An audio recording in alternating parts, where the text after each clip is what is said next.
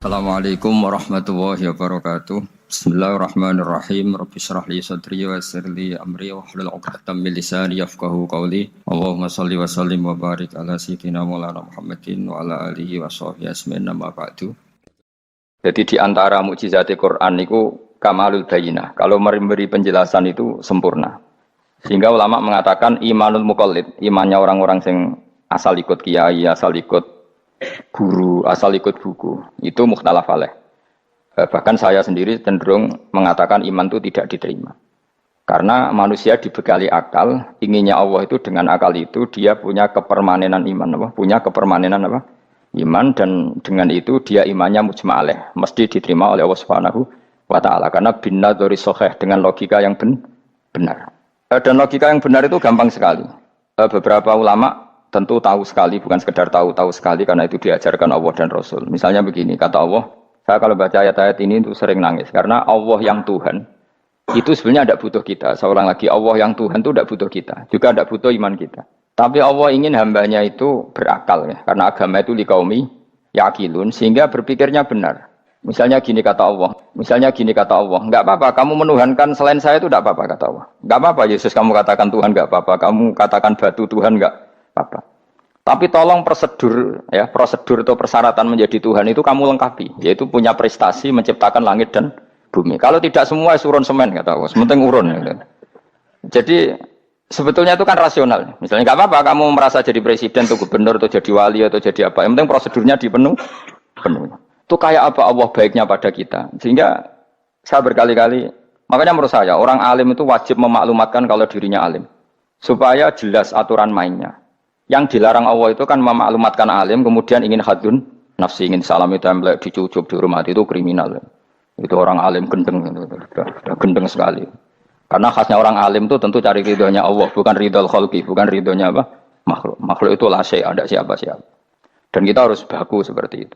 Kenapa kalau orang alim enggak memaklumatkan kealimannya itu dikatakan salah? Karena fungsi orang alim adalah membawa bayinat, membawa ayat-ayat Allah, bukan kepentingan pribadi. Makanya Rasulullah nanti duka ngendikan idza zuharatil fitanu wal bid'u falyudhiril alim ilmahu wa illa fa'alaihi la'natullah wal malaikati wan nasi ajmain. Jika zaman akhir banyak bid'ah, banyak kebodohan, maka orang alim wajib menampakkan kealimannya. Jika tidak, maka dia mal'un, dilaknati langit dan bumi. Karena sebetulnya logika tentang Tuhan itu gampang sekali.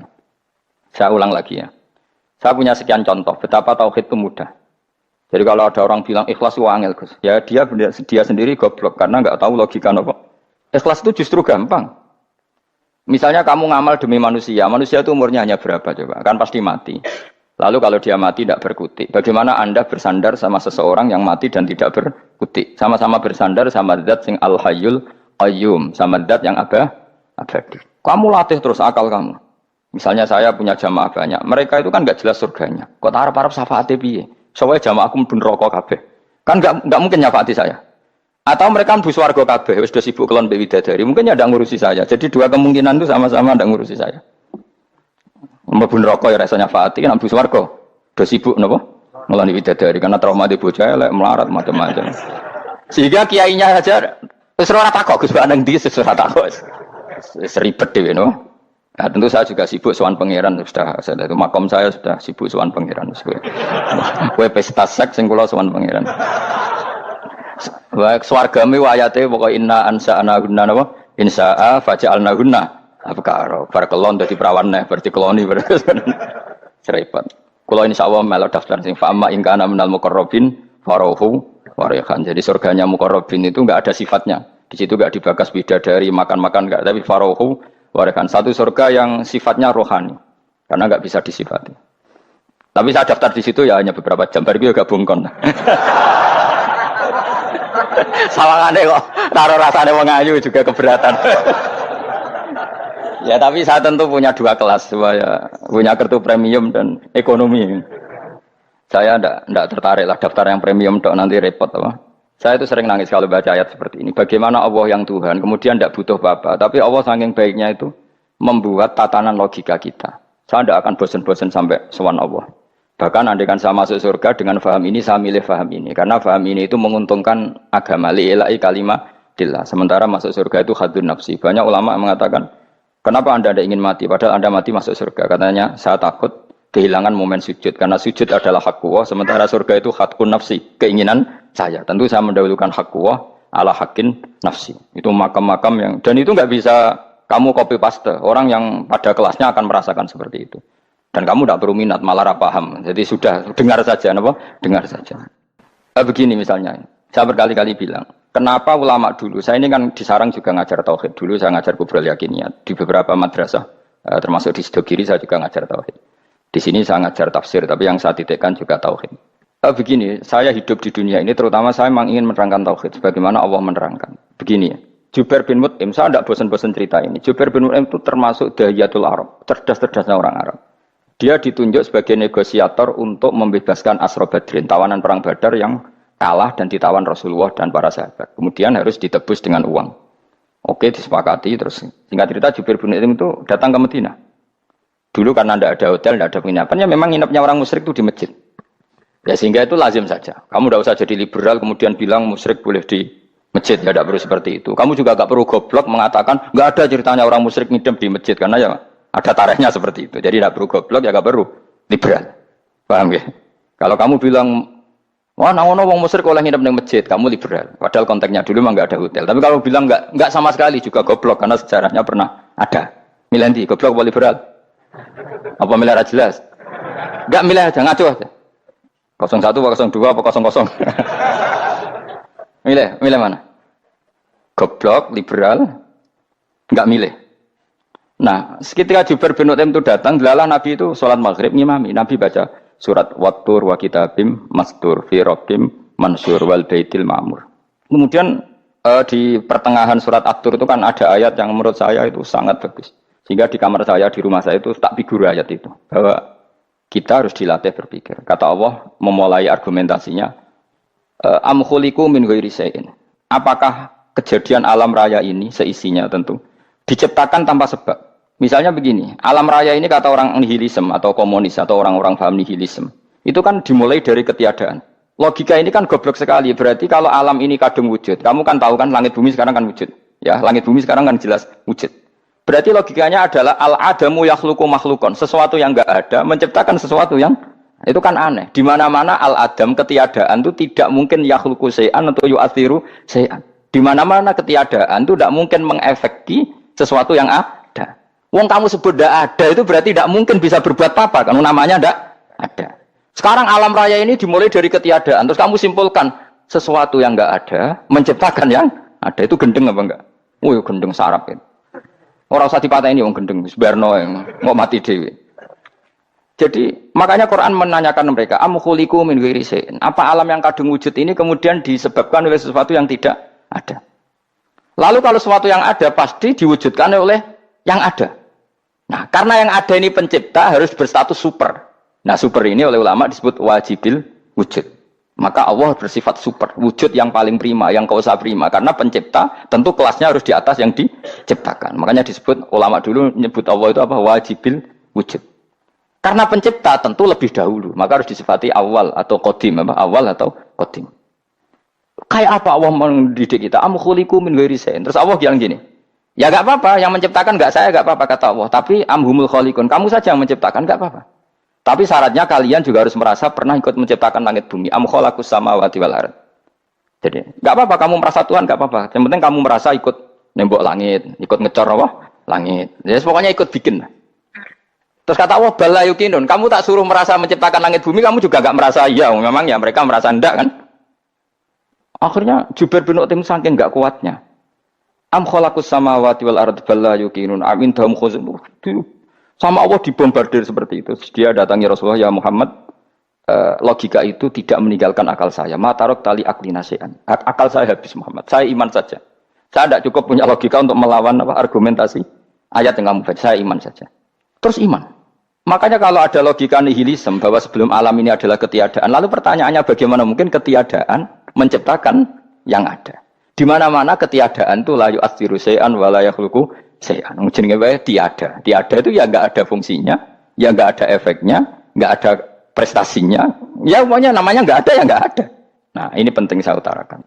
Terus di sini Allah mengulang lagi, enggak apa-apa yang lainnya kamu katakan Tuhan jadi mitra saya enggak apa-apa. Tapi tolong kata Allah, aruni madza khalaqu minal ardi, tunjukkan ke kami prestasi dia ikut bikin bumi. Kita tahu misalnya Yesus, Isa lahir di bumi. Bumi sama Yesus dulu mana? Dulu bumi, dia lahirnya di bumi. Lalu dia melata di bumi, jalan-jalan. Kemudian dia mengatakan ini bumi Tuhannya saya. Jadi bumi kok enak, bisa aku sih. Tua aku sih, bodoh-bodoh pangeran aku dong. Lebih apa? Tua. Jadi Allah itu gampang sekali. Nah sekarang orang iman itu kuat semua. Makanya ndak wali-wali. Imane mbek Allah taklid, njaluke aneh-aneh, njuk bojo ayu, sugih, jabatan. Bela Allah secara hujah aja enggak pernah, sudah minta. Makanya kita hidup di zaman yang saraf masal. Lho kula njaluk pangeran akeh-akeh kuwi, coba kamu bela Tuhan tuh pernah bela apa? Bela Tuhan tuh gampang dengan argumentasi al-hujjah yang supaya agama ini tamkin fil ard, benar-benar mapan dalam logika. Yaitu tadi di mana-mana yang namanya sebab itu amrun wujudiyun, di mana-mana sebab itu sesuatunya harus wujud. Paling tidak kita sudah menolak nihilisme. Apa? Nah, nihilisme. Lah wujud karena wujud awal harus berstatus prima. Lah prima itu dalam bahasa ulama disebut wajibil wujud. Makanya ulama dulu ngelatih kita itu pertama Allah itu siapa? Zat sing wajibil wujud. Itu satu filosofi yang luar biasa. Nah, kemudian setelah itu ada setan-setan kecil yang nganggur, yang iseng. Nah itu nggak usah kamu perhatikan. Tinggal delok TV, ngopi, terus tinggal nyate kelata. Enggak saya tamak, pingsan dewe. Syukur-syukur stres dewe. Dugaan saya, setan saya gue pingsan, kurang gizi. Karena memang setelah itu setan itu udah gini. Lalu sebelum Allah jangan-jangan ada wujud yang lain. Lalu Allah sendiri awal mulanya gimana? Kata Nabi, jika ada pertanyaan seperti itu kamu harus berhenti. Tinggal delok TV atau tinggal delok dangdutan. Ya kalau kepeksa apa-apa, kelasem ae. Saya ada menghalalkan tapi kan sudah kamu lakukan. Karena itu lebih baik ketimbang pertanyaan filsafat. Banyak orang yang dulu sholat ketika sekolah filsafat tidak sholat. Alasannya sampai menemukan jati diri itu Tuhan. Dan itu bahaya sekali karena Nabi berkali-kali bilang kamu jangan mikir tentang Allah pasti rusak. Orang kok mungkin rusak dari Nabi pasti rusak. Nah cara menghentikan gimana? Karena setan ini makhluk, akal-akalannya gampang. Tadi tak warai, saya sebagai ulama, atau sebagai manusia, atau sebagai orang awam, atau sebagai siapa saja. Kadang ada pertanyaan seperti itu. Tak tinggal anggeling dharma, kan pusing setan. Ini kan ngenteni. Weh, ngenteni bar lo anggeling dharma. Bariku aku lesu mangan mie. Bar mangan mie waret turu. Kan dia ngenteni terus. Mau bikin was-was lagi. Ternyata saya sibuk kan enggak bisa masuk deh. Bangun tidur aku selali pertanyaan tadi. Dinteni. Nah, dia masuk lagi aku sibuk ngajak anak jalan-jalan. Jadi saya kalau jalan-jalan di pasar itu wis enteni tan santai wae. Itu memang resep dari Rasulullah. Jangan sampai orang terjebak filsafat yang sampai menanyakan eksistensi Tuhan. Dan dia tidak mau iman, tidak mau sholat, tidak mau puasa sampai menemukan Tuhan itu siapa. Itu jelas minas syaitonir rajim, itu perilaku setan. Makanya Rasulullah setiap ditanya sahabat gitu itu Nabi guyu-guyu. Dan guyunya Nabi itu kata Nabi, baguslah kalau kamu takut Tuhan kalah kata Nabi. Nabi gojok gitu. Maka ada ulama yang punya seni berargumentasi yaitu Imam Ghazali.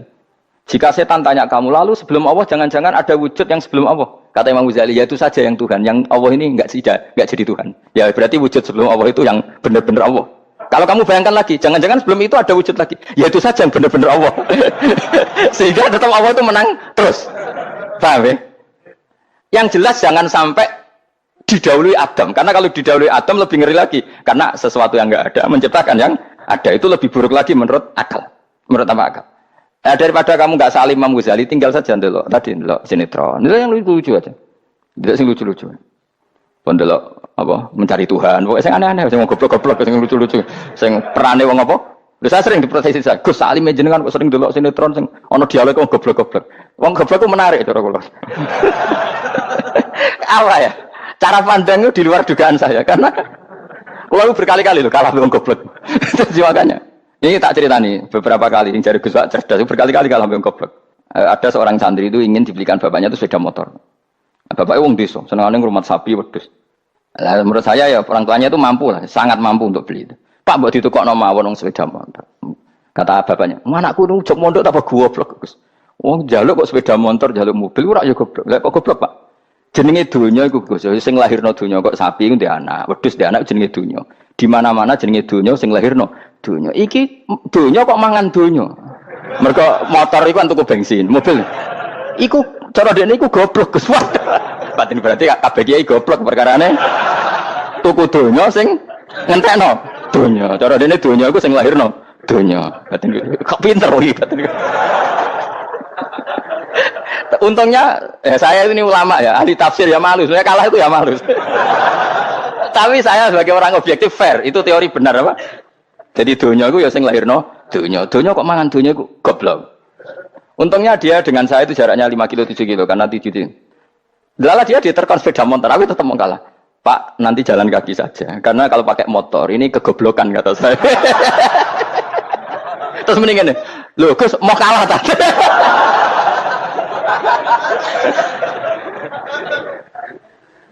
Wah kacau. Singkat cerita dia bersikeras, nggak mau beliin sepeda motor anaknya karena di mana-mana dunia itu sing lahir no dunia, nggak boleh dunia kok mangan. Ini satu kegoblokan yang agak ilmiah tadi. Nah Imam Asy'ari juga ngalami hal yang sama. Imam Asy'ari itu punya, kita kalau ahli sunnah kan 2 partai ya. Ya dalam ahli sunnah itu hanya ada 2 partai juga. Kalau nggak Asy'ari ya Maturidi.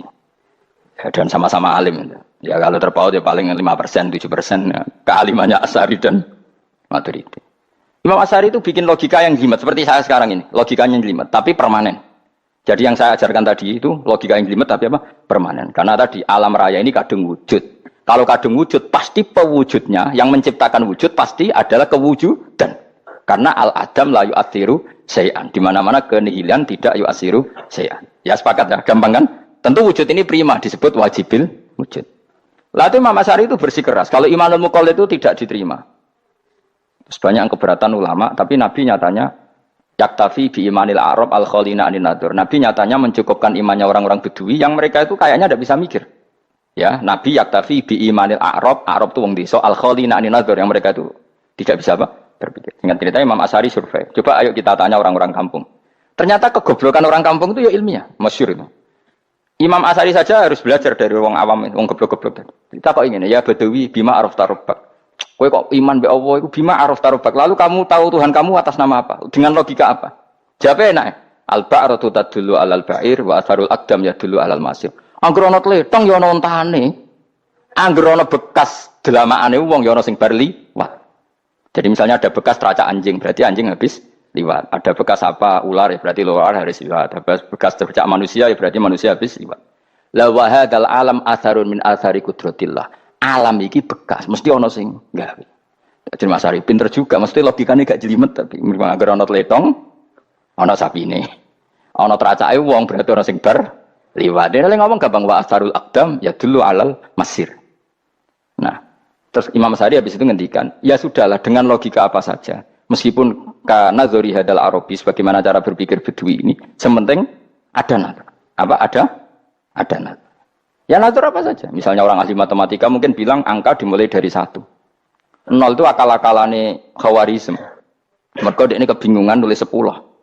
Tapi tetap angka itu dimulai dari 1. Kalau misalnya 1 untuk mecah kesulitan ya harus dimulai 0,1. Tidak bisa 0 tok. Jadi 0 dulu itu untuk mematahkan kalau jumlah itu tidak sampai 1.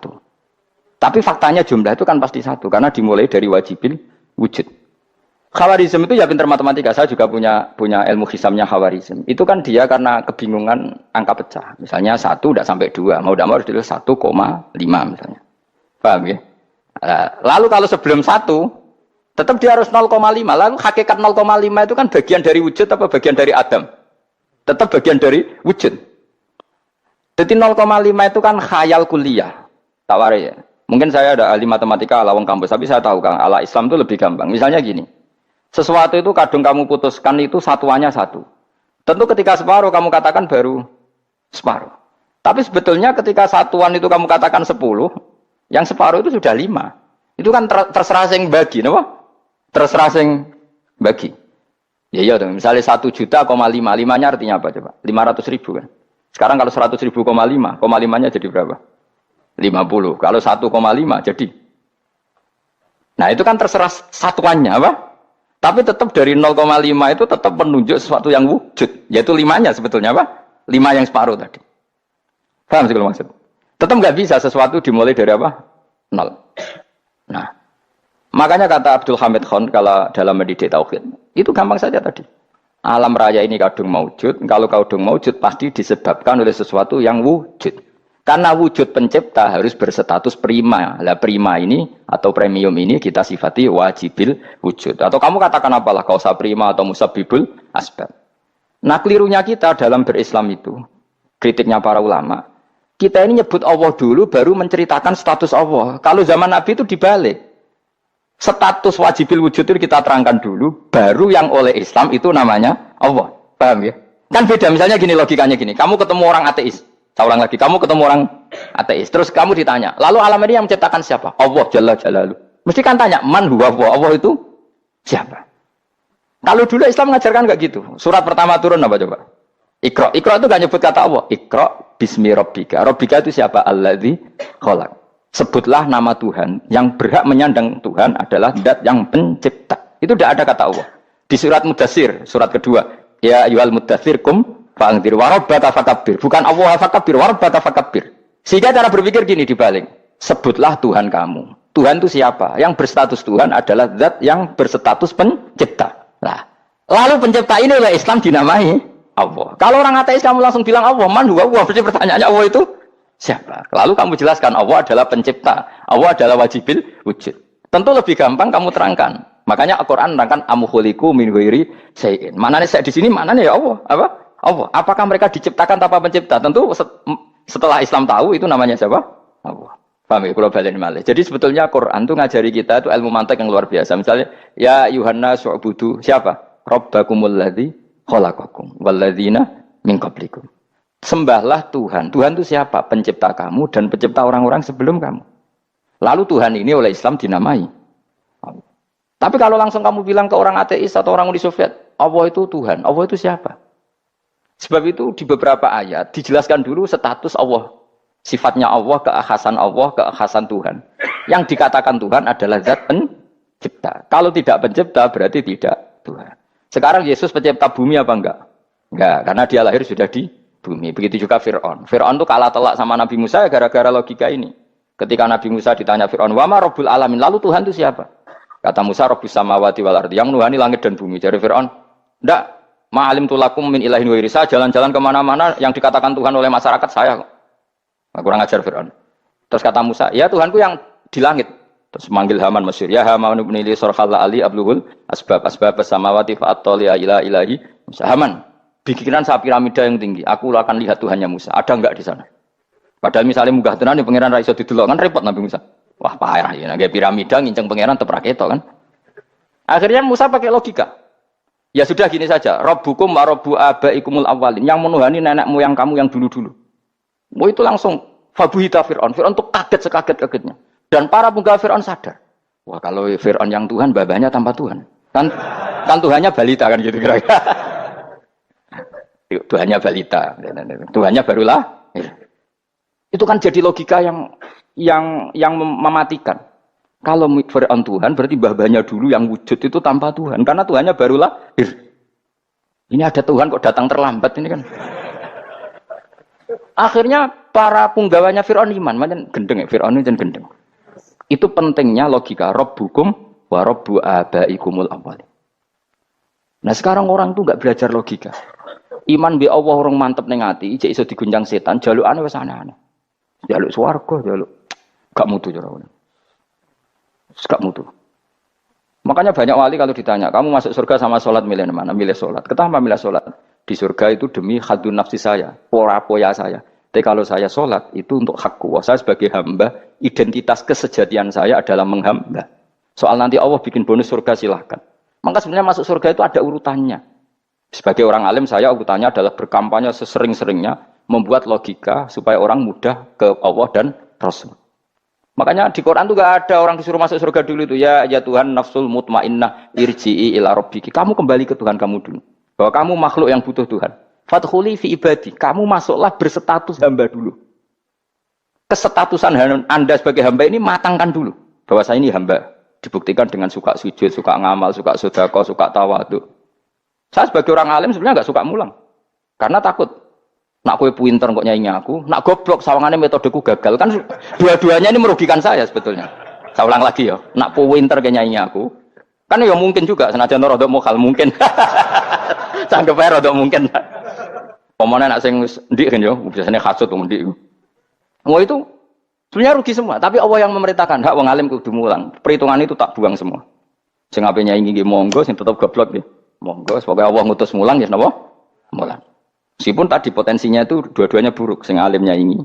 Kemudian nak mubalek terus didol ilmu Quran atau royalti tambah parah lagi. Nah aku nggak pakai logika ikhlas, pakai logika selesai semua. Disuruh Allah ya sudah.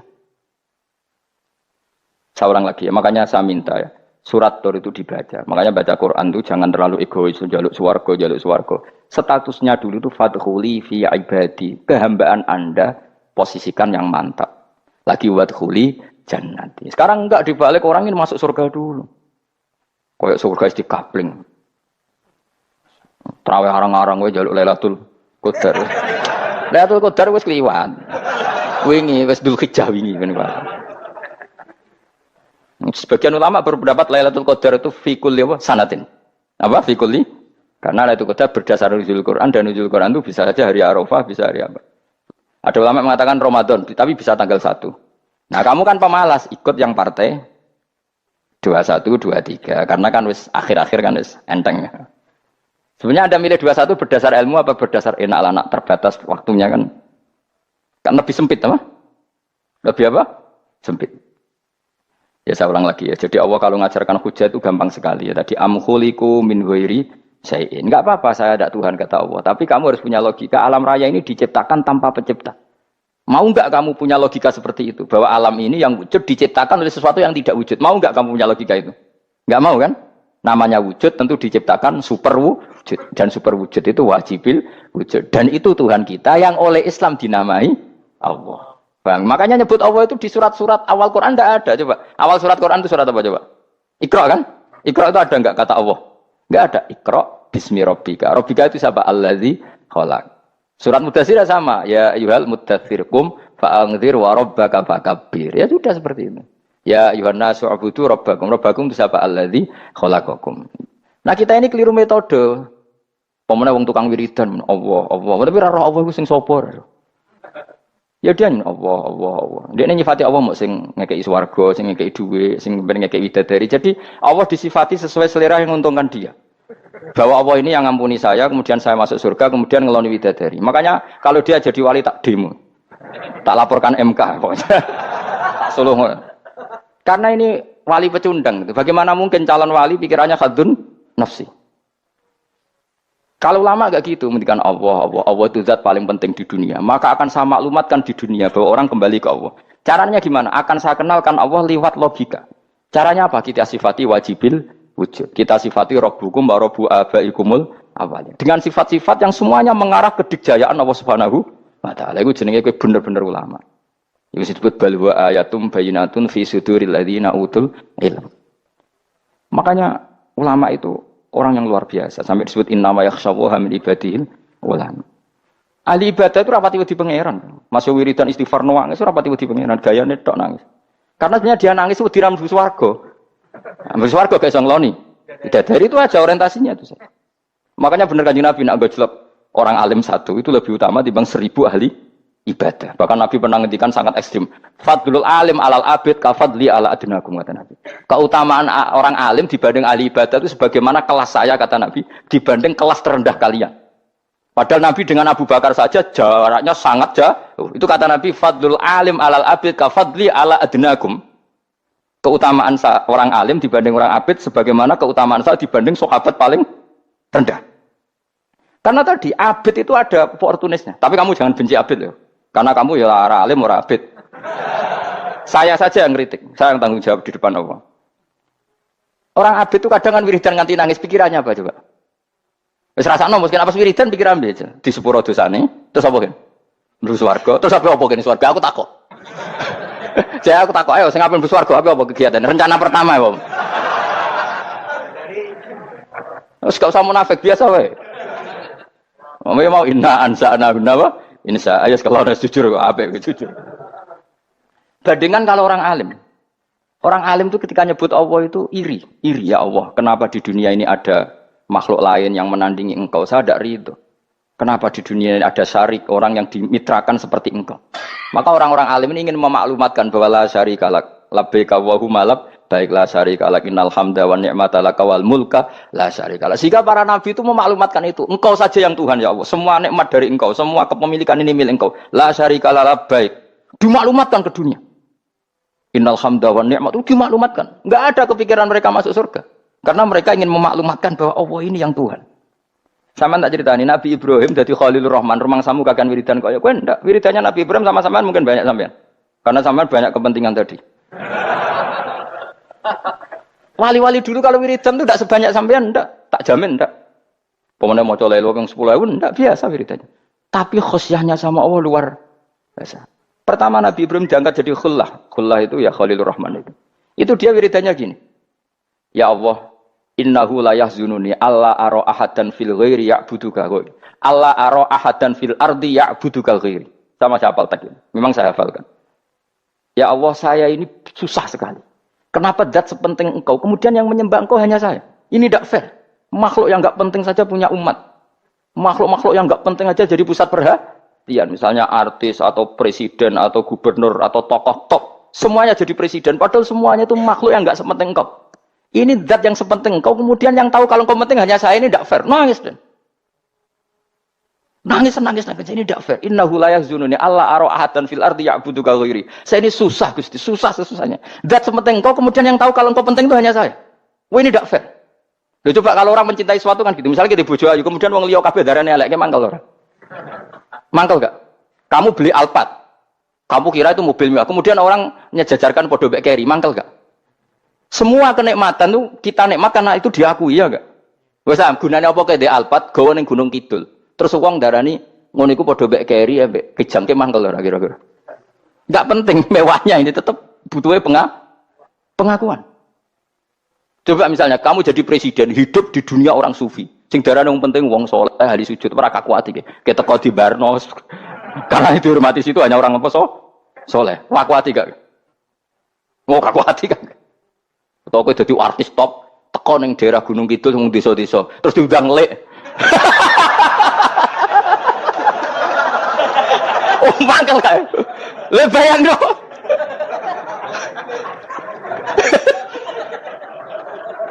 Oh, kamu menteri top, menteri BUMN, bareng dolan itu iso diundang lek. Mados walang lek ngono. Oh, mangkel. Karena orang keren itu butuh pengakuan apa? Wes misalnya di bojo ayu terus wong liya kabeh darane eleke mangkel gak? Sebetulnya orang merasa nikmat itu karena pengakuan. Bayangkan andekan orang itu melihat Alphard itu tidak wow. Orang punya Alphard gagah enggak? Oh, enggak gagah. Kalau orang lain enggak bilang apa? Oh. Ya mau misalnya digoning desa terus ana wong desa nganggep kok model tepak terus. Terus saya mau badhe numpang wedhus kula angsal, Pak. Kagak ati. Habis kan. Makanya branded itu harus dimaklumatkan. Nah, itu bayangkan Nabi Ibrahim. Zaman itu ada Raja Namrud yang dipuja-puja, ada orang kaya dipuja-puja. Kemudian engkau yang Tuhan, pemilik langit bumi, enggak ada yang muja-muja engkau. Ini enggak fair ya Allah. Nangis. Orang kok kowe eling pangeran sak jam swarga Gusti. Dasar gak bakat wali. Loh, saya itu pernah kangen Nabi Ibrahim itu sampai nangis dan itu saya tidak berdoa. Semua yang terkait Nabi Ibrahim itu saya baca. Mulai surat Quran, tafsir tentang Ibrahim. Dan sampai saya di Kudiro di Tadbir Allah pernah ziarah ke makamnya Nabi Ibrahim. Itu saya hampir gak pernah doa. Saya isek. Ya karena tadi. Ketika Nabi Ibrahim nangis-nangis gitu, ya Allah ini tidak fair. Engkau zat terpenting di alam raya ini. Kemudian gak ada yang menuhankan engkau. Gak ada yang merhatikan sama ini tidak fair. Susah sekali. Karena yang tahu engkau Tuhan itu saya tok. Masyhur itu sama Allah. Karena Ibrahim nangis-nangis itu terus sama Allah diterbangkan ke langit. Itu disebut wagadhalika nuri Ibrahim malakutas sama. Di langit ada jutaan malaikat sujud, jutaan malaikat rukuk, jutaan malaikat baca tasbih. Nabi Ibrahim, oke Gusti kalau gini ya benar, ini baru benar kata-kata. Makanya terus Allah dengan keangkuhannya, karena Allah punya sifat angkuh dan itu sah walahul kibriya. Kan sifat angkuh baik untuk Allah tapi tidak baik untuk makhluknya. Dan Allah dengan sifatnya walahul kibriya. Kata Allah, kalau nasihati para nabinya, kamu tidak usah susah. Jika di bumi jarang orang nyembah saya. Innalladzina 'inda rabbika yusabbihuna lahu bil-laili wan nahar wa hum la yasamun. Kamu tenang saja. Orang yang di sana di langit-langit itu maksudnya para malaikat itu bertasbih siang dan malam. Wa hum la yasamun dan mereka tidak berhenti-henti, tidak bosan-bosannya bertasbih. Jadi nabi itu baru terhibur kalau yang diidolakan itu keren. Itu nabi, itu wali kutub, itu wali. Kamu enggak nyebut Allah itu sebenarnya kamu kan nggak ingin kan bangun malam ingat Allah berhubung utamu akeh terus Allah mbok libatno mbok nyaur kan sebenarnya itu Kamu ingin jadi bupati, sebenarnya kamu nggak kangen Allah. Kamu ingin jadi bupati, terus Allah mbok jak koalisi kan gitu, terus malam-malam Allah, ya Allah ini hambamu ya Allah minta ini. Sebenarnya kamu kangen Allah apa kangen keinginan kamu? Terlalu menyindir banyak orang ya. Maksudnya ini cerita saja. Ya sudah ini kayaknya kok banyak yang tersindir, tapi ini kan ngaji, yang ngaji itu harus naik kelas. Ya sudah tidak usah diteruskin kok banyak yang tersinggung. Ya sudah tidak usah diterusin. Walau ya akhidu mau mengalap sapa Allah anas saya manusa bima kan perkara kasab bukan nglakoni sapa anas. Minal ma'asi sing pira-pira maksiat. Mataroka. Mongko ora ninggal sapa wa ta'ala dzuriya ing atase ndhuwure artayil ardi min dabatin saking kewan apa wae. Nasama tegese kewan tadubu kang melata pun nasama alih ing atase arat. Kalau saja Allah ingin merusak manusia karena dosa-dosanya, pasti tidak disisakan beberapa sesuatu yang jadi kebutuhan manusia, termasuk dabam, misalnya enggak ada hewan, enggak ada tanaman, enggak ada apa saja di bumi. Karena Allah ingin mengadab manusia. Tapi nyatanya di balik mereka maksiat tetap fasilitas kepentingan manusia ada. Karena sifat ghafurnya Allah, sifat rahmannya Allah. Walakin yuakhiru tetapi ini ngakhirna sapa wa ing wong akeh ila ajalin tumeka maring batas musamman kang wis ditentono. Yaumil kiamat tegese dina kiamat.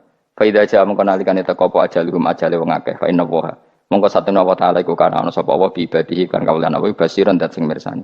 Fa ijazi mongko males sapa wa ing wong akeh ala amali ing atase ngamale wong akeh. Carane ngemales Allah tentu profesional atau prosedural bi isabatil mukminin kelawan ganjar wong mukmin wa iqabil kafirin lan nyiksa wong kafir. Ya jadi Quran itu gunanya ya membuat logika yang benar supaya orang itu menghindari kesalahan. Jadi menakut-nakuti itu kalau nggak harus tentang neraka, takut dari kesalahan, takut dari kebodohan. Kan kita juga takut kan punya pemimpin yang salah, takut punya kasus, takut kepleset. Ketakutan tidak harus dari neraka. Makanya saya berkali-kali bilang, saya sering dulu dinasihati Mbah Mun, enak ben alim, ojo sering maca tafsir, mari goblok dari Mbah Mun. Maksudnya mari goblok itu gini, mufassir itu manusia, kadang dia itu satu ayat umum, dia mendiktekan ke satu kasus, padahal kasusnya lebih umum. Makanya berkali-kali sama nani umpomong ini, contohnya ini, karena nanti itu mengikat. Misalnya gini ya, saya ulang lagi ya, dan gayamu kayak wong alim. Coba andekan kapasitas Anda itu RT, minta jadi presiden, itu ngelama apa doa? Tidak jawab saja. Ngelama. Jatah kamu untuk azab, kok jaluk Lailatul Qadar, itu ngelama apa Anda? Mestinya jalukmu orang untuk azab itu bagus. Paham ya? Banyak ulama diajak istisqa gak mau. Banyak itu ulama. Ayo istisqa kita karena sudah lama gak hujan. Kata ulama tadi, jatah kita ini kena hujan batu dari langit. Gak hujan batu sudah bagus, gak usah minta. Ulama macam-macam. Lah rai-rai ngene iki pantese entuk Lailatul Qadar apa entuk azab aja. Orang entuk azab wis bagus. Ya dadi dongane ya Allah. Ampun jenengan siksa la tu akhidna. La tu akhidna maknane njuk Lailatul Qadar apa ora disiksa. Ya makam kita itu masih Rabbana la tu akhidna. Iku supaya gak disiksa innasina waktu kalau kita salah. Kowe kan gak kalau. Wah sudah salah. Jadi donga innasina waktu sange apikane pangeran wae ditambahin. Kalau kita salah. Kalau kita kan sudah ada kalau lagi sudah. Sudah jelas salah berkali-kali lagi. Mbok wong diisin. Njolak jaruk Lailatul Qadar gak diisin. Tapi oleh wong pangeran apian. Pangeran kan tapi misalnya pangeran ora aku luwe apian timbang aku. Dadi sowe disahno permintaan. Tapi gak dikabulno. Mau disahno, tapi ora usah apa? Disahno iku iman jalin jan wong goblok piye meneh, kowe macam-macam. Makanya doa paling fair itu ya Rabbana dzalamna anfusana wa lam taghfir lana wa tarhamna lanakunanna. Makom kita itu di sepuro pangeran. Sing bener donga wong traweh-traweh lho ning Tuban ning Jogja wis bener apa innaka afuwun karim tuhibbul afwa fa'fu anna. Ora ana guru-guru kita donga ya Allah anilna lailatul qadar ya Allah ka ora sarahku kiye kita ora ana ngajarno ngono ya Allah innaka afuwun karim tuhibbul afwa fa'fu anna. Jenengan kandat sing kathah nyepurane lan seneng nyepuro impun jenengan sepuro. Iku wis bagus sudah bagus. Dak lailatul qadar kira iso ndelok srengenge. Terus delok angin. Angger daerah Gunung Kidul banter terus aneh-aneh. Mbok wong tahu diri, maksud kula nggih tetep minta Lailatul Qadar tapi tahu diri. Misalnya suwe bar sedekah, poso bar salat 1000 rakaat terus utang mesti sahur. Sampai togo-togo sing mbok dolimi jaluki sepuro. Pas kowe tenan mergo wis ngrasa ora dolim nduk Lailatul Qadar. Tapi kira ngrasa ora dolim wis ujub sombong. Wong sombong ora berhak meraih. Lah terus piye Gus? Ya piye biasa wae, pokok biasa wae. Makom kita ora kena adab itu sudah luar biasa. Ora penuh adab piye. Wis ngene iki luar biasa, napa? Luar biasa. Mbon nang ngandel kula. Wis ngene iki keadaan seperti ini terus. Soale dongane wae Rabbana La tu'akhidna in nasina wa akhtana. Itu jadi itu sudah luar biasa. Nah, ini kan teruskan dawuh Mbah Mun ya. Misalnya Allah bilang gini, fattaku, maka takutlah kamu. Biasanya mufasir ditambahi minan nar, maka takutlah kamu masuk. Sebetulnya yang perlu dihindari dari kita, takut itu ya, takut salah, takut bodoh, takut tergolimi, takut mendolimi orang lain, takut hidup tidak ada gunanya. Tapi mufasir tentu milih yang populer, takutlah kamu dari api neraka. Coba misalnya gini, kita nanti masuk surga. Kemudian zaman di dunia kita tidak pernah berkampanye ya, atau berkontribusi untuk agama Allah. Cara saya itu izin. Kata Imam Malik, saya masuk surga, kemudian orang yang mencintai saya masuk surga itu saya malu. Rasulullah juga gitu, saya sebagai pemimpin umat, saya malu masuk surga. Dan satu dari umat saya masih masuk neraka. Jadi ulama dulu tuh ketakutannya bukan sekedar masuk neraka, takut malu, takut bodoh, takut keliru, takut. Saya misalnya nanti masuk surga itu malu, dengan saya tidak pernah ngajar tafsir Jalalain. Malu saya. Karena kalau tanya Allah, hak kenapa pun swarga? Terus diberi swarga. Tapi kalau pernah baca tafsir Jalalain kan anak keren nih. Keren artinya saya pernah mengkampanyakan Quran, pernah mengkhidmai Quran, pernah ngitmai kitab engkau ya Allah. Saya pernah ngitmai umatnya Rasulullah, yaitu sampean kabeh. Pernah mulang, pernah sowan. Biasa tiap bulan sowan jenengan gak sopan tapi. Mulane kira usah bales sowan rono malah ganggu aneh-aneh. Kadang santri yo pidol, wis diulang cek sowan. Orang tuh kiai kalau sudah di rumah tuh milik keluarga biar fair. Bermulang cek assalamualaikum. Terus kiai ini kagok keluargane ku kapan? Mbok mikir bocah ora karo-karuan. Jadi senang ya di ilmoni, senang ya di ilmoni. Saya ulang lagi ya. Nah, kata yang ditafsir itu sering tidak mengikat. Makanya kata Mbah Mun, baca tafsir itu dikurangi. Maksudnya dikurangi itu bukan apa-apa. Maksudnya tadi, kalimat yang ditafsir itu tidak mengikat. Yang mengikat itu yang kalimat di Quran. Nah, kalimat Quran itu umum, kenapa? Misalnya gini, Allah halo gini. Ikdilu, kamu harus berbuat adil. Lalu adil itu misalnya mufasir menafsiri. Adil itu menyamakan di antara dua orang konflik. Misalnya di MK 01 dan 02 dianggap sama, itu namanya adil. Itu kan dawai mufasir. Atau misalnya gini, Allah bilang gini ke saya, hak kan ada di kiai sing adil. Terus adil ditafsiri orang, adil itu menyamakan sesama murid, haknya sama. Nah, tapi bisa saja adil itu di luar itu semua. Misalnya gini, ternyata adil menurut Allah gini, adil maknanya seimbang, apa? Adil itu maknanya apa? Seimbang. Lalu keseimbangan seorang hamba adalah dia ingat Allah lebih banyak. Karena ini bandul yang benar-benar nyata. Allah itu nikmatnya nyata. Sehingga ketika saya sebagai orang alim, ingat saya alim itu karena Allah. Dikasih ilmu Allah, dikasih cerdas Allah. Dikasih semuanya dari Allah. Sehingga saya itu tidak merasa kumuluhur pada kalian. Karena semua ini dari Allah. Kemudian Allah sendiri yang memerintahkan. Ya, kamu harus mengajar. Maka saya ada Arab-Arab salam sampeyan, penghormatan sampeyan, apresiasi sampeyan. Karena saya hubungannya hanya dengan Allah Subhanahu. Itu namanya adil, meletakkan sesuatu proporsional. Itu juga adil namanya. Makanya seseorang itu nggak bisa dikatakan abid selagi belum tahu kalau ibadahnya minallah. Jadi misalnya ke ibadah tok, ternyata kamu yakin itu ibadah kamu, amal kamu itu belum abid. Abid hakikat adalah alhamdulillah alladzi hadana li hada wa ma kunna linahtadiya laula an hadana. Ketika kita sujud yakin ya Allah alhamdulillah jenengan menakdir saya sujud. Saya sholat alhamdulillah engkau menakdir saya sholat. Sehingga minallah dulu, pikiran itu semua kebesaran kemendahan ini minallah dulu. Baru setelah minallah kita yakin billah. Setelah billah juga yakin illallah. Misalnya gini illallah itu. Setelah saya ngajar tafsir Jalalain, kepentingan saya satu. Hamba-hambanya Allah menjadi tambah mencintai Allah. Tidak mencintai saya, enggak penting sama mencintai saya. Makanya Imam Syafi'i tiap ngajar bilang begini. Wadidtu annal khalqa ta'allamu hadal ilma wala yahmadunani. Saya senang kalau kalian belajar fikih sama saya, tapi kamu tidak usah muji saya. Jadikan fikih ini alat taqarrub kamu kepada Allah. Itu namanya minallah wa ilallah. Itu adil. Tapi adil yang dijelaskan ulama beda-beda tadi. Ada mengatakan adil adalah proporsional antara murid, antara keluarga dan murid. Meskipun kamu senang mulang, jangan merantarkan keluarga, itu tidak adil. Itu kan versi, no? Maksudnya Mbah Mun, kamu jangan terjebak versi-versi dalam tafsir. Paham ya? Karena Allah hanya ngetikan i'dilu wa aqrabu. Paham ya? Tapi kan penjelasan adil ini orang versi. Paham ya? Ada yang nulis adil adalah meskipun mimpin masyarakat ya ingat keluarga. Karena sing tukang wayo kan nafsirin adil adalah karena laki tidak cukup istri satu maka ayo kan yo repot kan. Tapi kalau kadung istrinya 3 atau 4, adil adalah harinya sama meskipun janda dan perawan. Dari sing lanang gak adil adalah proporsional. Sing wis suwi dikumpuli dikurangi. Yang baru ya mungkin kabeh enggak kalau nuruti. Mungkin enggak? Ya, Tapi itu kan versi, kenapa? Maka kata Mbah Mun itu memang saya itu merasakan, saya sebagai mufasir merasakan memang saya kan sering baca Jalalain beda dengan tafsir Munir, nanti beda dengan tafsir Qurtubi. Saya beri contoh misalnya. Dan kamu pasti salah jawab ini. Kalau kamu benar berarti ya alim tenan. Wa idza darabtum fil ardi falaysa 'alaikum junahun an taqsuru minas shalah. Orang kalau pergi itu boleh enggak ngosor salat? Enggak, jawab saja. Boleh kan? Ngosor salat itu apa? Misalnya salat asar 4 jadi berapa? 2. Kalau isya jadi 2. Kalau subuh? Enggak, sudah maju lah. Maghrib? Enggak, kan yang bisa dikosor hanya berapa? Yang rubaiyah, yang apa? Berarti kamu yakin antak suruh minas shalah artinya 4 jadi 2, yakin? Enggak, jawab saja. Yakin. Nah itu termasuk orang pinter ya. Berarti ilmu lagi sak trip. Ya? Sebetulnya kata Imam Qurtubi enggak. Ayat itu kan hanya bilang gini, kalau kamu bepergian maka kamu boleh menyendak sholat. Qasru itu memotong. Dari aturan yang dulu 4 menjadi 2. Sebetulnya tidak hanya itu tok.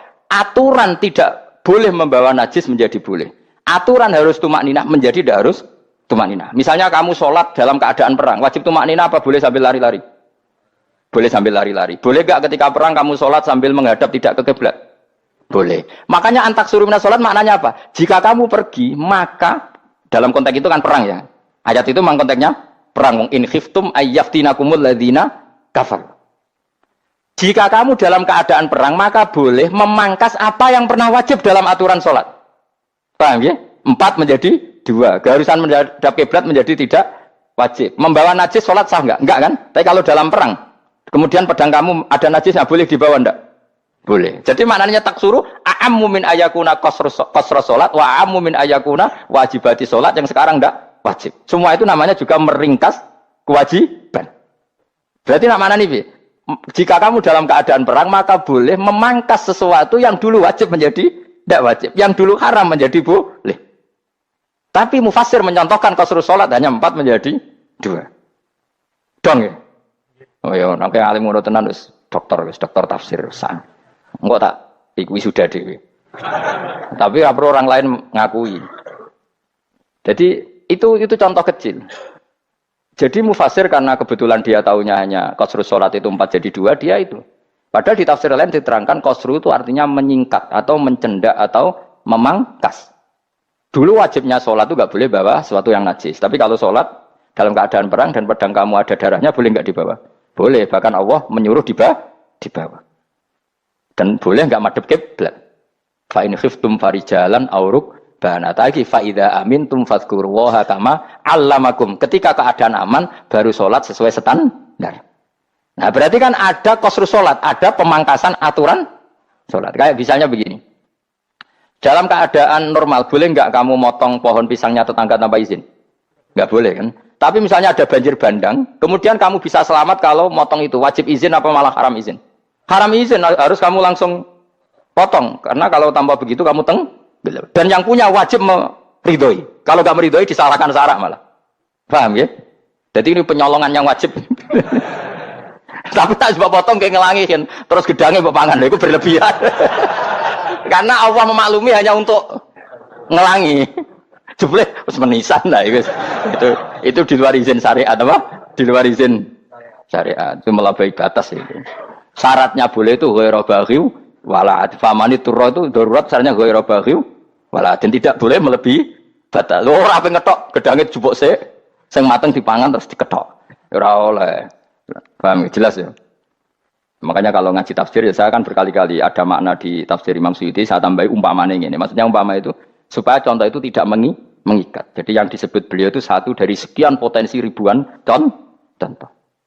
Ya kayak tadi misalnya antak suruh minas sholah. Itu umumnya ulama membayangkan qasru sholat yang 4 jadi 2. Padahal enggak, maknanya meringkas aturan dari wajib menjadi tidak wajib. Bahkan sebagian aturan itu dikatakan haram, tidak haram.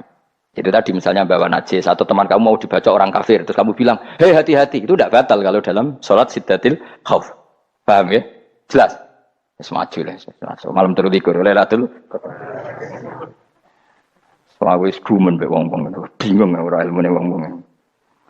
Ma unzira abahum lam yungdaru tegese ora den kei wedi sapa ngangge fi zamanil fatrah ing dalam zaman fatrah. Ya sama seperti ini. Orang tidak mendapat ingdar itu fi zamanil fatrah, zaman enggak ada rasul. Tentu tidak hanya itu tok. Ada rasul tapi orang itu jauh dari komunitas ulama. Itu juga termasuk orang yang tidak mengalami ingdar. Jadi tidak mengalami ingdar bisa di zaman fatrah atau sudah ada rasul tapi dia jauh dari ulama atau jauh dari komunitas Islam. Itu juga komunitas yang tidak mengalami ingdar. Fahum mengkote wong akeh kaum iku khafidun lali kabehane iman sing iman parustilan bener. Gitu contoh paling gampang itu nak dawuh yai mesti bener itu loh. Kalau kamu ngaji tafsir Jalalain ya Yuhannasu budu rabbakum. An-nasu biasanya ditafsirkan kufaru Mekah, napa? Padahal di situ nas semua manusia apa kafir Mekah? Semua manusia. Cuma konteks dulu karena Nabi orang Mekah dan zaman itu yang diberi peringatan orang Mekah, Imam Suyuti bilang kufaru Mekah. Lah seperti itu kufaru Mekah mengikat apa enggak? Enggak kan? Enggak, karena yang dituruni Quran yo kafatal linnas. Tapi ya Yuhannasu di Jalalain sering ditulis apa? Kufaru Mekah. Lah seperti itu tidak mengikat. Itu contoh saja apa? Contoh saja dalam konteks zaman itu. Paham ya? Jadi banyak, makanya tafsir itu sebenarnya agak ngikat. Ya tapi yang ngomong gitu harus orang alim. Kalau kamu yang ngomong malah kacau. Kemudian ngomong sombong. Maksudnya kan manusia, saya juga manusia. Ngapain saya harus ikut? Ya sarap itu. Itu ora wis sombong sarap, no? Wis sombong sarap. Lakot hakko teman-teman fahum, lakot hakko teman-teman nyata apa alqaulu apa titah. Ayo wajibat wajib mana nyata ala aksarihim. Ing atase akeh-akeh wangke bil adab.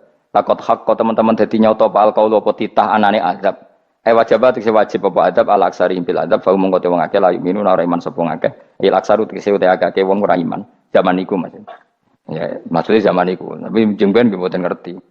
Tapi yang mungkin batu Isa itu semua orang iman tapi ya banyak yang setelah iman itu tidak bermanfaat lagi karena wis napa matahari terbit dari napa barat hina la yanfa'u nafsan imanuha lam takun amanat min qabl inna satam ing sunu jana ing sun fi anaqihim ing dalem gulu-gulune wong akeh tak gawe aglalan ing blenggu bi ayu doma gambar bi antu doma gambar sento dewi kumpulno ilaha maring anak apa lai di tangan di anal gel karon sak meneh wil iku yajma'u iso ngumpulno gil al yada ing tangan kal unuk maring geger maring napa gulu-guri lho jenenge unuk wong Arab nak darani kene ku unuk nak darani kene ku nakher. Ya cari wong Arab, ya kene iki unuk, kene iki nakher. Lah gulu niku ngeten, tangan ditakok teng napa? Napa? Gulu. Napa jenenge jenenge? Cidok niku, cidok niku. Sing guri-guri. Faya mengko te tangan ila aidi kumas muatun ting kupono ila atkoni maring dagu. Niki lho jenenge dagu. Jam udakonin waya mustamaul lahyan. Kumpule dua dagu atau dua wang nek cumanan. Bahu mengko te wong akeh mukmahuna iku dadi bunder sapa wong akeh. Manane rafiuna ngangkat wong akeh usaha ing sirahe wong akeh. Lastatiu ora iso mampu sapa ngake khawdaha ing ngendekno ruus. Menawa dhewe maksudi wae ta iki mutamsilun mu bayangan, mu tamsil gambaran. Mulane kula gumun mbek ulama riyen. Tak contohno ya, nek ulama dhisik ku top. Wong dhisik nak darani bun neraka digludungno. Wong kafir sok ben digludungno ning neraka. Iku ya pancen ngalim tenan wong dhisik. Mergo gambarane ngene, ora usah mbok praktekno sok ben, praktekno saiki wae. Nek praktekno sok ben kaya sok ben mlebu neraka. Dadi ngeten wong nak lungguh ngene, wong Arab nak darani iki ason-ason. Terus ngeten. Ngeten. Niki kan niki jenenge apa? Dengkul. Dengkul itu kena dagu, terus tangan kena cidok. Tadi ngeten. Jadi wong wis dalam keadaan bunder. Paham ya? Lah melane malaikat karek nyaduk terus gludung-gludung ngono. Paham ya? Jadi mergo yo napa? Dengkul nempel dagu, paham ya? Tangan nempel cidok, terus ditaleni. Paham ya? Terus ya karek gludung dong, melane wong Quran adane bunder apa iku? Oke bayang lo saiki sebenarnya ora usah, gak usah mlebu maksudnya, paham ya? Mulane ape mlayu ora iso, wis posisi ngono, paham ya? Sebenarnya ora usah delok, maksudnya praktekno saiki. Orang delok lho. Lah dawuh Imam Suyuti wal muradu te kang den kersakno iku annahum sak temne wong akeh la anu nek ora tunduk sapa wong akeh imani maring iman. Wala faduna nek ora tunduk sapa wong akeh ora ndilukno ru'usau ing sira wong akeh lahu krana iman. Iki tapi dawuh Imam Suyuti. Tentu tidak semua ulama sependapat. Jadi cara Imam Suyuti semua yang dikatakan Quran ini muktamsil. Artinya mereka tidak tunduk, maknanya tidak menerima iman. Ya, tapi itu cara Imam Suyuti. Ulama lain yang mengatakan tidak. Memang orang kafir ketika masuk neraka dalam keadaan seperti itu dan digeludung. Ya tidak apa-apa sama-sama benar. Ya sama-sama benar karena ya Quran itu milik bareng, ya. Milik bersama. Jadi apa ya? Kan banyak kalimat kayak tadi mengkosor solat, meringkas solat. 4 jadi 2 yang meringkas, paham ya? Dari aturan ketat menjadi agak longgar juga meringkas. Jadi semuanya namanya memotong apa? Memotong dari 4 menjadi 2 yang memotong, paham ya? Dari aturan wajib menjadi tidak wajib juga memotong. Nah, itu kan sama-sama benar. Lihat nanti konteksnya. Wajah lan gawe sapa ingsun mimpeni aidim sanging ngarepe wong akeh sadan ing tutup. Min khalfim sanging gurine wong akeh sadan ing tutup. Fathi sin sadan wa dhammiha lan dhamai sin sudan fil maudhi'in ing panggonan loro. Faksena mongko ngekeki gelap ingsun ing wong akeh fa mongko te wong akeh lagi sirun ran ningali sapa wong akeh. Tamsilun iki contone aidon disat diturukil iman maring ketutupe dalan iman alih ngatasi kufar. Nak cari maksudnya kabeh iki mau tamsil. Dadi ngene. Dari depan kami kasih tutup, dari belakang kami kasih tutup, kemudian mereka saya kasih kegelapan. Maka mereka tidak tahu. Mananya apa? Dari arah depan yang mereka enggak ngerti pentingnya iman, dari arah belakang yang mereka enggak ngerti pentingnya iman, maka mereka buta, artinya tidak iman. Itu dari Imam Suyuti. Tamsilun aidoni hanya perumpamaan lisat diturukil iman, yaitu tertutupnya jalan-jalan iman. Tapi ulama lain mengatakan ya enggak. Memang pernah ada peristiwa di mana orang kafir ngepung Rasulullah dan mereka dari depan matanya dihalangi, dari belakang dihalangi, sehingga ketika Rasulullah keluar mereka tidak melihat. Itu ya nyata ya. Jadi makanya ngaji ya. Jadi ben keren. Oh ini ada sekian tafsir. Terus gue ngomong kan kayak wong alim keren. Nah tak kata siapa? Ono rekamane. Tapi yang ora kaji dhewe. Nah tak kata siapa? Ada rekamannya. Lah anak aku takut ada kata siapa Gus? Tak dudono kitabe. Lah aku dudono rekaman. Iku apik zaman akhir ngono wis maju. Soale sing rido kan. Enak kok Kang dadi orang alim enak. Nanti itu dadi wong alim ya rugi. Tadi nanti kan gitu. Syabdul Qadir masuk surga. Entah ini gelombang kedua dan para penggemarnya. Jadi akhirnya sing alim tenan yang mlebu swarga, sing kedua dan para penggemarnya. Iku ora usah alim Kang, cukup penggemar. Jadi aku sebenarnya rugi kan. Gus Barak masuk swarga kedua dan para penggemar. Waduh. Terus jebule padha ae. Iku saking rahmane Allah. Kenapa? Kan masyhur itu hadis itu. Rasulullah itu ada sahabat nangis, enggak bisa tidur nangis. Berhari-hari enggak bisa tidur nangis. Hanya karena ingin punya satu pertanyaan. Lama-lama ketemu Nabi, ya Rasulullah saya sudah berhari-hari enggak bisa tidur, ingin menanyakan ini tapi tidak berani. Coba kamu tanya saja. Ya Rasulullah, saya ini kalau mati, engkau kan suatu saat dipanggil Allah. Saya tidak ketemu engkau. Makanya mumpung sekarang saya tak melihat wajah engkau sekuat-kuatnya, sepuas-puasnya. Kata Nabi ya. Terus, kenapa? Ya kalau engkau di surga, saya di neraka kan enggak ketemu lagi. Atau kalaupun engkau di surga kan kelasnya beda, kan enggak ketemu lagi. Jadi kemungkinan dua-duanya itu enggak ketemu. Kata. Karena tadi bisa saja, ya artinya Nabi karuan di surga, saya di neraka enggak ketemu. Atau engkau di surga, saya di surga pun beda kelas, ya enggak ketemu. Terus kata Nabi, enggak begitu aturan mainnya. Almar'u ma'aman ahabba. Orang itu sesuai yang dia orang bersama orang yang dicintai. Jadi ya saya harus ikhlas kalau kamu saingi nanti. Ya takdir no. Wasawana ni padha uga ale ngatasi wong akeh angger tau itu ngekek peringatan sira gumeng wong akeh tahqiqil hamzatain angger ta. Wa ibdali saniyati alifan angger ta mata sili ala nasil hamzah wa itu khali alifan wa pun alif binal musahalan dan hamzah sing ditasil wa ukhra lan ya wa tarqilan tinggal itu khol. Amlam tungfirhum wong ra wis bakat kafir mbok elingno cek rambu elingno tetep layu minun ora gelem iman. Lah sing iman iku sapa inama tungfiru mestine ngelingno sira. Maksude yan fa'u tegese manfaat apa ing daruka peringatan sira. Peringatanmu manfaat man ing wong ittaba kang anut sapa man atikra ing Qur'an tegese Qur'an. Wa khasyalan wedi sapa man ar-rahman ing Allah Rahman bil ghaibi padahal ora roh pangeran. Ya khofa tegese wedi sapa wong ing Allah toh walam yara ora ningali sapa wong ing Allah. Nane bil ghaibi itu apa? Takut Allah dalam keadaan toh dia tidak melihat Allah langsung. Mereka tak tafsiri bil ghaibi barang gaib ning Indonesia terjemahnya hantu. Melihat alam gaib itu maknanya apa dalam bahasa Indonesia? Hantu. Mulane bil ghaibi ra tak terjemah apa? Ya namanya ini wa khosyalan wedi sapa wong ar-rahman ing wasirman bil ghaibi padahal dene ra roh langsung. Ya ora usah diterjemah ya. Terjemah dadi apa? Barang gaib malah repot. Wa basiruhu mongko ngekeki berita gembira sira ing man bimaghfiratin kelawan pengemuranan wa ajrin dan ganjaran karimin kang terhormat. Orang yang seperti itu yang ngikuti Quran dan takut Allah itu layak mendapat maghfirah wa ajrin karim wa ta'ala jur karim wal jannatu swarga. Inna satamna ingsun wa nahnu ya ingsun iku nuhyi uripna ingsun al mauta ing wong sing mati libasi krana pas. Wa natubulan nulis ingsun fil lauhil mahfuz ma ing apa wae kodamu kang nglakoni sapa ngake fi hayatihim. Di lauh mahfuz apa yang pernah kamu lakukan ditulis min khairin kaapian wasari dan kaelean li yujazau supaya diwales sapa ngake alih ing atase iki. Wa atharahum lan yo tak tulis bekas-bekas kelakuanem. Matek saya perkara ustuna kang digawe sunah apa bima badam sak usum ngake. Jadi perilaku kamu ditulis setelah kamu mati ya masih ditulis yaitu bekas-bekas sunnah kamu yang pernah kamu lakukan. Jadi misalnya kayak kok penemu judi, selama ada orang judi ya kamu dapat, paham ya? Paham ya? Loro gak ya? Makanya ulama ngendikan dulu tubalil amwat, tubaliman mata wa matat ma'ahu dunubuh. Bejo wong mati kemudian dosa-dosanya melok mati pisan. Maknanya dia mati dalam keadaan tidak pernah melahirkan sunnah keburukan, paham ya? Tapi bejo wong sing mati, kemudian dia meninggalkan sunnah kebaikan yang diikuti terus. Kok sampean ini lho bener. Gak paham jalan lah, nggo jalan ngatur ngaji. Sehingga sampean anak gak paham lah ya gowo. Lho kok gowo jalan cung dhisik bapak ra paham lah ya gowo. Itu sudah bagus. Apa? Bagus. Berarti pokoknya anut anak ya anut. Wah, pokoknya keren, pokoknya keren sampean keren. Jadi nanti sampean anak tuku jalan takoki, Pak, kok tuku jalan dhisik bapakku ning lemari iki ono jalan.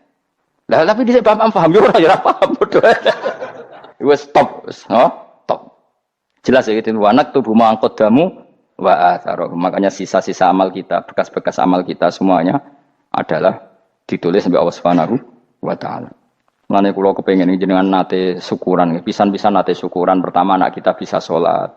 Guling-gilingan banyak orang syukuran perkara ulang tahun. Kenapa pertama anak kita bisa sholat, kita tidak pernah apa? Syukuran. Padahal sholat itu yang menjadi identitas anak kita, kehambaannya ila yaumil qiyamah. Mbok ya orang itu gitu. Sehingga nanti anak kita tuh senang sekali. Itu saya itu kalau agak marah, itu anak saya yang paling kecil, baru umur 6 tahun. Itu tahu-tahu bilang, "Pak, saya sudah sholat." Karena dia tahu, saya itu paling terhibur kalau ada berita sudah sholat. Jadi itu penting, supaya orang itu tahu orientasinya bapak itu sholat. Jadi jangan sampai terus anak kita kalau ulang tahun syukuran, tapi pas sholat kita dingin-dingin saja. Lama-lama anak kita berperasaan sholat itu tidak penting. Buktinya apresiasi bapak biasa saja. Itu contoh kecil. Sehingga nanti tertanam, anak kamu tertanam, nanti cucu kamu tertanam. Jadi itu namanya asar apa? Asar. Jadi harus seperti itu. Jadi ya itu namanya asar. Makanya Nabi Ibrahim nggak berani minta uang sama Allah, minta rezeki nggak berani. Tapi kalau dia menyebut sholat dulu baru berani. Rabbana liyuqimus sholat faj'al afidatam minan nas tahwi ilaihim warzuqhum, kata Ibrahim, supaya mereka kuat sholat ya Allah. Enggak apa-apa kamu kasih makan, supaya kuat sholat. Karena kalau Nabi Ibrahim hanya berdoa, ya Allah kasih mereka makan. Nah, gue zina, gue demenan, gue judi. Nabi Ibrahim melok dosa. Makanya dimulai Rabbana liyuqimus sholat, supaya mereka kuat sholat ya Allah. Enggak apa-apa mereka kasih makan. Jadi supaya ini sholat jadi pokok. Kenapa kita makan? Supaya kuat sholat. Andai kan Ibrahim hanya berdoa supaya kasih makan mereka. Kemudian kekuatan itu dipakai maksiat. Ibrahim kan ikut dosa. Itu sirinya kenapa doanya Robbana liyuqimus sholat ya. Jadi kata liyuqimus sholat didahulukan apa? Supaya mereka kuat sholat. Maka kasihlah makan, kasihlah rezeki. Jadi supaya sholat jadi pusat orientasi. Itu harus dilatih. Ya tentu kamu ngelatihnya sidik-sidik.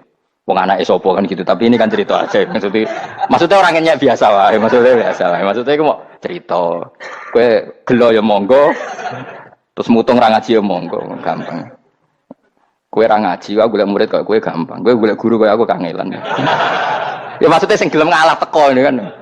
Oh, liyane larang nyewane.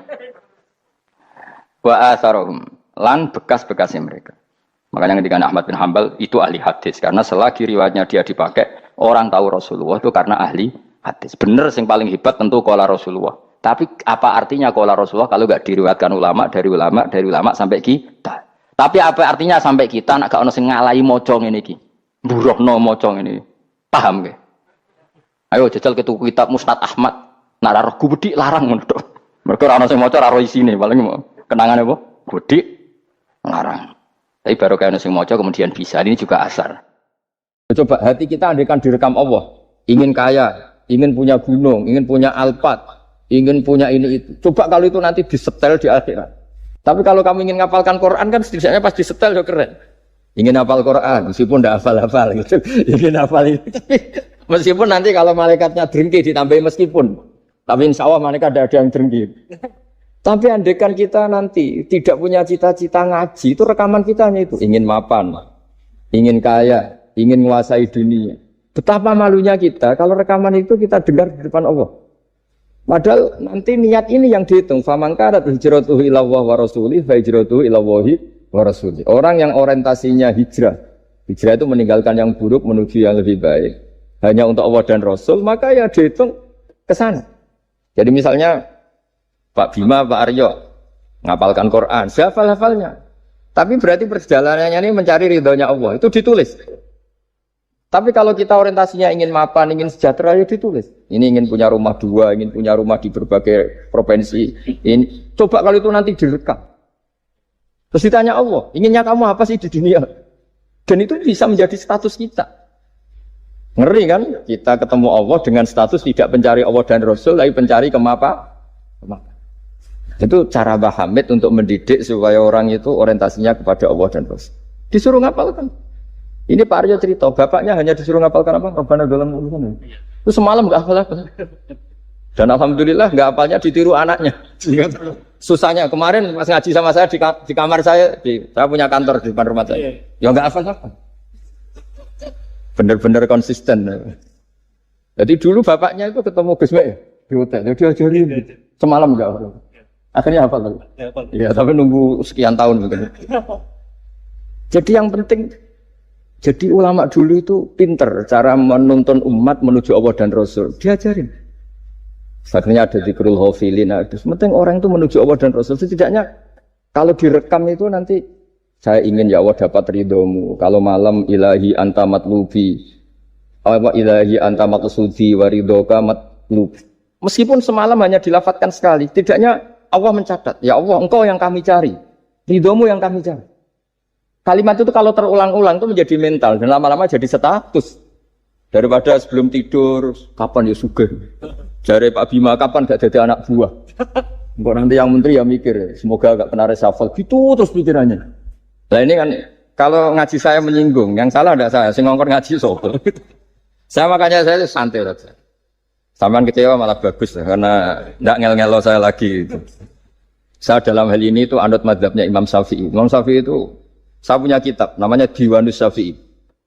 Itu kalau orang tidak senang itu paling bagus menurut saya. Pak Imam Syafi'i separuh kampung tidak senang jenengan. Ya bagus lah. Kalau nggak senang tidak akan utang duit, nggak pinjam mobil. Wong nggak senang itu kan nggak mungkin pinjam uang. Saya pernah ketemu seorang bupati cerita ini. Terus saya sebut bupati aktif. Setelah saya cerita ini, terus Gus saya ingin ketemu jenengan 4 mata. Setelah ketemu saya lucu. Saya akan cerita. Di antara wasiat bapak saya itu unik banget.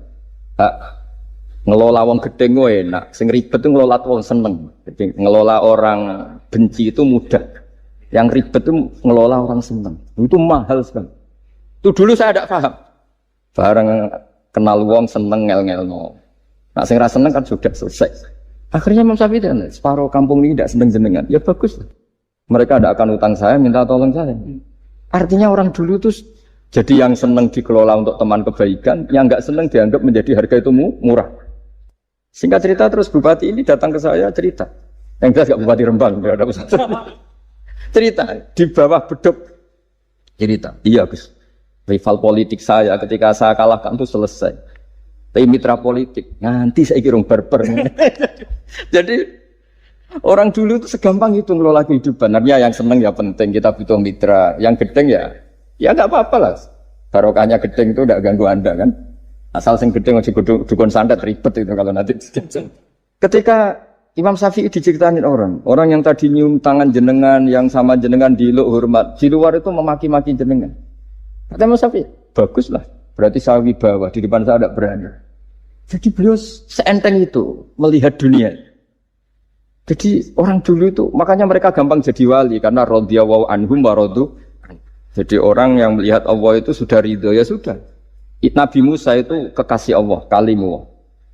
Itu orang Israel. Itu yang gedeng yang ngel-ngel, no. Yang seneng yang ngel-ngel, no. Malah paling ribet kalau ngadepi orang Israel.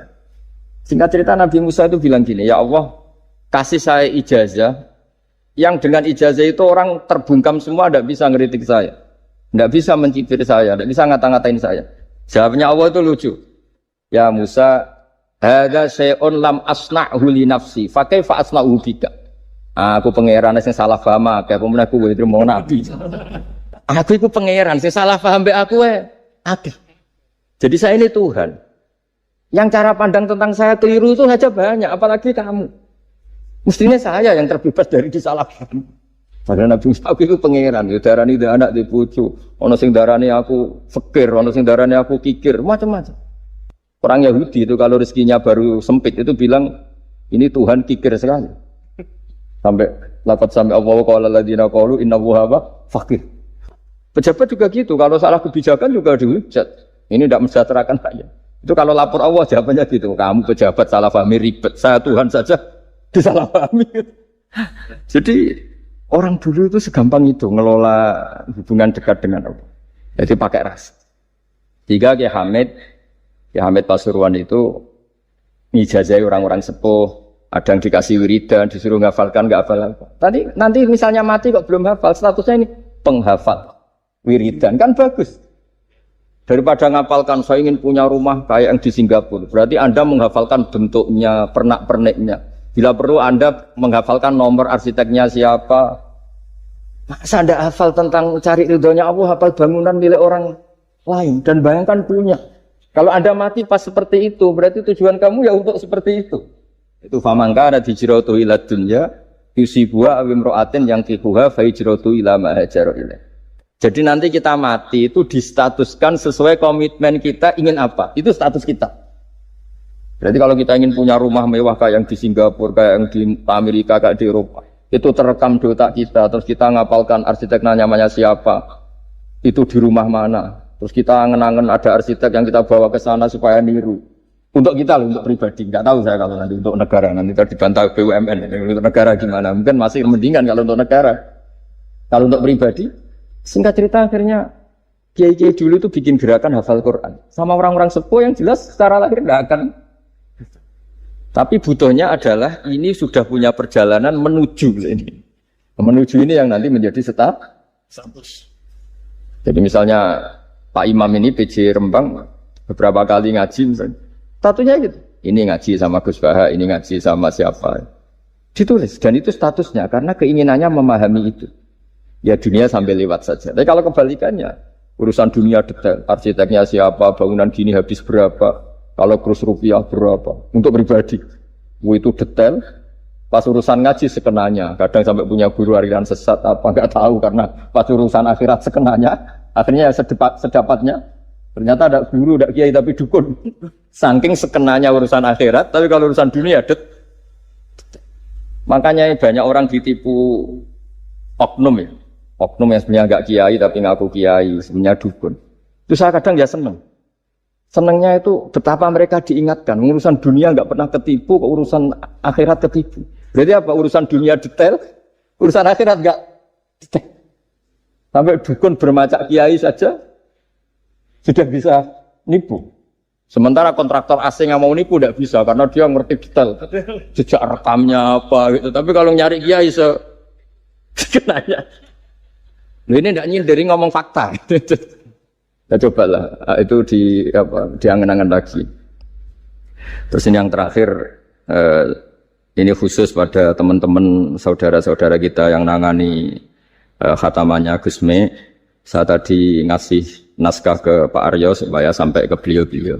Saya yakin beliau-beliau sudah punya, tapi supaya ini tambah mantap bahwa kita saling menguatkan. Ini saya baca ya. Ini kitab yang dipakai referensi tim lajnah penerbitan mushaf Arab Saudi dan seluruh dunia, termasuk saya. Jadi tradisi khataman kita, tadi kan kita bicara khataman. Ya saya ulang lagi, tradisi khataman kita itu kan justru ditutup dengan wa ulaika humul muflihun ya. Jadi tidak minal jinnati wan nas, tapi diakhiri wa ulaika humul muflihun. Jadi khataman kita misalnya minal jinnati wan nas, biasanya yang baca Quran terus baca Fatihah, terus awal Baqarah sampai wa ulaika humul muflihun. Nah tujuannya adalah supaya kalau khatam itu memulai lagi. Ya kalau langsung an-nas minal jinnati wan nas berarti dia bangga dengan berakhirnya baca Quran. Pertanyaannya, dengan Anda ketemu Allah, seneng ya jagungan mau aku sebar. Betapa buruknya kita jadi hamba. Kayak kita dulu ketika ngaji, nah baru hure ngajine wis bar. Berarti nganggep guru itu problem. Makanya bangsa Indonesia itu ya agak lambat pinter karena sekolah juga ada problem. Pas masuk merengut, waduh sekolah. Pas bubar seneng, waduh sekolah. Jangan-jangan kita sholat juga gitu, ono adzan, waduh adzan. Jadi ini belum makam wa qurratu aini fi sholat. Padahal ciri orang baik itu menikmati sholat. Ciri utama suka ilmu ya menikmati pelajaran. Enggak, ini pelajaran bareng guru. Waduh, udah gitu matematika lagi. Waduh. Nah, kita baca Quran harusnya asik. Karena di situ munajat sama Allah. Ketika selesai harusnya nyesal. Waduh, baru asik sama Allah kok sudah selesai. Dan Allah punya alasan untuk menyalahkan kita. Karena kita misalnya baru seneng-senengnya pacaran misalnya. Kan tidak mau akhir. Kenapa pas seneng Allah seneng berakhir? Nanti kalau kamu ditanyakan gitu tidak bisa jawab. Nah, pakai analogi itu makanya jangan pernah merasa akhir kalau baca Quran. Minal jinnati wan nas, terus baca Fatihah, terus memulai lagi. Wa ulaika humul muflihun. Sebagai bukti ya Allah, ini khataman sementara. Tapi saya akan berlanjut lagi. Terus dimulai betul. Jika ijazah kiai-kiai kuno kalau orang haji atau umroh itu supaya kuat haji lagi, kalau ijazah kiai kuno itu sederhana. Disuruh ngomong gini, Ka'bah, ini saya mau pulang, miliki rumah. Nanti kesini lagi, kayak gitu. Sudah Pak. Jangan setelah selesai ibadah haji seneng karena mau pulang. Berarti ibadah dianggap problem, rumah dianggap segala-galanya. Jadi itu ada filosofinya. Nah, ternyata tradisi seperti itu mudawwan. Mudawwan itu dibukukan. Saya baca ini di kitab Ghaisun Naf'i, karangan Imam Waliullah As-Sofakusi. Saya baca saja. Nanti yang ngerti bahasa Arab biar diartikan sendiri, yang nggak ngerti nanti saya bantu. Takmilun. Nah, ini khusus para hafid tadi yang ikut khataman, mohon didengarkan. Takmilun. Fi masaila tata'allaku bil khotmi. Al-ula sabatan nasu anil maki minirawatil bazi wa kumpul wa ghairihima annaman qara'a wa khotama ila akhirin nas qara'a al-fatihata ilal muflihun min awalil baqarah wasa al-amalu bihada fi sairi biladil muslimin. Jadi mulai dulu kalau orang khataman itu ya An-Nas, Fatihah, terus wa ulaika humul muflihun. Dan cara seperti itu wasa al-amalu bihada fi sairi biladil muslimin. Semua negara dunia ya sama seperti itu. Hanya tradisi yang dilakukan bapak saya sampai semua guru-guru kita, guru Quran, termasuk yang di Jantiko dulu, sama sih dulu namanya Jantiko, lama-lama mantap ya. Itu sudah benar itu. Jadi mungkin teman-teman sudah melakukan tapi nggak tahu filosofinya. Ini saya bantu, filosofinya adalah supaya kita tidak merasa mengakhiri baca Quran, tapi sekaligus memulai. Mereka nak kue niat ngakhiri tenan itu seakan-akan kan baca Quran itu problem. Terus ketika berakhir kita senang. Sholat juga gitu Pak Imam. Yang menjadikan umatnya Rasulullah SAW dijamin surga itu diantaranya cara sholat begini Pak Arya. Saya hafal hadisnya itu. Absyiru ya ma'syaral muslimin. Ini kata Rasulullah. Hari ini Jibril muncul dan memberi satu pengumuman yang sangat menggembirakan. Apa itu? Umatku berstatus, ya ini kata malaikat Jibril. Umatku berstatus, mereka itu fa'alu faridotan wantadoru ukhra. Melakukan satu fardu selesai atau addu faridotan wantadoru ukhra. Jadi misalnya tadi saya sholat subuh, status saya ditulis oleh malaikat Jibril, Bak tadi sholat subuh. Dan ketika saya ditanya, Bak kok urip sampai jam 10, jam 11, ngenteni habis sholat duhur. Ketika sholat duhur selesai, orientasi saya ngenteni sholat. Gitu terus. Sehingga statusnya umatnya Nabi adalah addu faridotan wantadzoru ukhra. Komitmennya adalah melakukan satu fardu dan menunggu yang lain. Berarti kita dihimpit di dua kebaikan. Kebaikan sudah kita lakukan dan kebaikan yang lain kita cita. Kita sekarang ngasih anak yatim. Di hati kita juga ingin mengasih lagi. Ngasih orang miskin juga gitu. Begitu juga kebaikan-kebaikan yang lain. Sehingga kita dihimpit di dua apa? Kebaikan. Kebaikan yang kita lakukan dan kebaikan yang kita angankan ya, atau kita cita-cita. Ya sudah begitu. Sehingga dengan cara seperti itu orang Islam itu nyaman. Bayangkan kalau kita berstatus punya rumah dan punya rumah lagi, ingin punya mobil lagi, berarti satu sih minat dunia wa ilat dunia, minat dunia ilat dunia. Itu kalau pas mati, pas khayalnya begitu. Allah posisinya di mana? Ya ini sudah siap ya, setor ya, Ataman siap. Ya siap. Siap Pak Bunga ya? Ya siap. Sampai berapa juz rencana? 30 tuh. 30. Sampai 30 juz apa juz 30? Juz 30 dulu. Juz 30. Jadi sampai segitunya guru-guru kita memandu, makanya terus dilatih dzikrul ghafilin, dilatih apa supaya kalau kita biasa pergi kembali misalnya, rombongan kembali, mungkin kita istighfar. Buat sekali-kali rombongan datangin khataman Quran, datangin acara-acara, sehingga ada perbandingan. Nah, setidaknya saat kita salah itu tidak status, tapi zallah bawaan manusia. Tapi status kita adalah faman kana hijratuhu ila Allahi wa rasulih fa hijratuhu ila Allahi wa rasulih. Nah, kemudian kenapa itu menjadi perilaku masif di seluruh dunia? Kalau khataman justru ditutup oleh awal Baqarah. Kan agak aneh, khataman kok ditutup dengan permukaan atau permulaan. Ya. Itu terus beliau ini di beberapa kitab diterangkan anna rajulan qala ya Rasulullah ayul a'mali afdalu. Amal terbaik itu apa ya Rasulullah? Qal alaika bil halil murtahil. Terus wa ma halul murtahil? Qal sahibul Qur'ani kullama khalla irtahala. Amal terbaik itu adalah amal setelah selesai ingin melakukan lagi. Apa itu? Orang yang menghafalkan Quran atau membaca Quran atau khataman Quran setelah selesai langsung dimulai lagi. Nah, ini di sini diartikan kullama faragha min khutmatin syara'a fi ukhra. Jadi satu khataman selesai kemudian lanjut lagi. Ya kan kalau kita misalnya orang kaya ke Singapura wisata, kan langsung mungkin sudah punya brosur lagi, mungkin mau ke New Zealand atau apa. Kenapa pas urusan khataman ndak itu? Jadi manusia itu yang benar gitu. Jadi ya kira-kira gitu. Jadi ini teman-teman yang sedang khataman bahwa perilaku Anda sudah benar. Memang mulai dulu zaman Rasulullah SAW sampai sekarang memang justru khataman itu ditutup dengan wa ulaika humul muflihun sebagai bentuk komitmen kita bahwa kita ingin memulai, bukan berakhir di situ.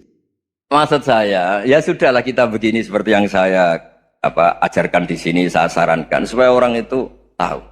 Nah, ini namanya diroyah, Makanya kata Imam Ghazali itu kalau kamu ingin sopan gampang melihat anak kecil, wa aqallu minni dzamban, dia dosanya lebih kecil. Karena masih kecil kan, tentu secara dosa enggak banyak. Kalau melihat orang yang tua, wa aktsaru minni ibadatan, dia tentu ibadahnya lebih banyak karena umurnya lebih